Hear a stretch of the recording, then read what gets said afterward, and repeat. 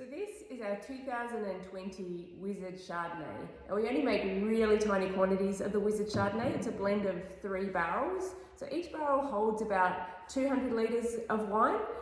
So in total we made roughly about 750 bottles in total. So really tiny quantities from quite a cool vintage 2020. So with the 2020 Chardonnays, we put them all through Malo just to soften that acidity because it was quite a cool year. So basically converting the malic acid to lactic acid, which gives it some bit more softness and a bit more richness. But being in Tasmania in a cool climate, you still get that really lovely flinty acidity in this wine.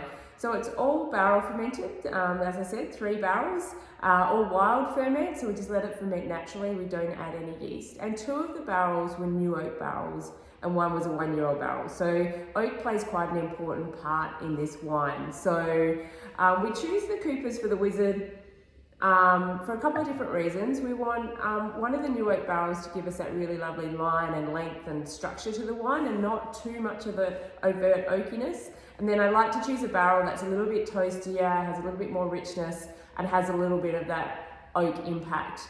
And then the 1-year-old barrel is more about adding texture and a little bit more of that fruit intensity to get that nice fruit-driven character coming through. So each barrel has its own purpose to play in the blend, and that's a good fun part of blending, is selecting those individual barrels to put together to make this wine. So the wine on the nose has got really lovely apricot fruit characters, a little bit of grapefruit as well. Obviously, those citrus characters do shine through, being from a cooler vintage. And then you get that really lovely sort of nougat and spice and cinnamon characters from the oak coming through as well. And then on the palate,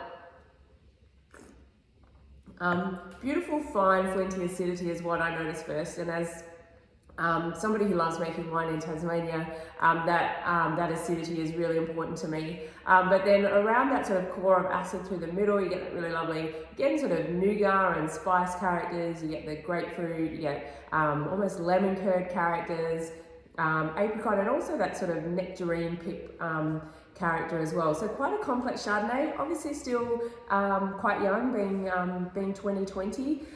So it will benefit from a little bit of time in bottle, and it will age really well over the next sort of 4 to 6 years. These styles are quite big and rich when we release them, so they don't age forever, but certainly 4 to 6 years, even up to 10 years if you like those quite developed styles of Chardonnay. So I would definitely be looking at grabbing a little bit of this, putting it in the cellar, and just watching it develop over time.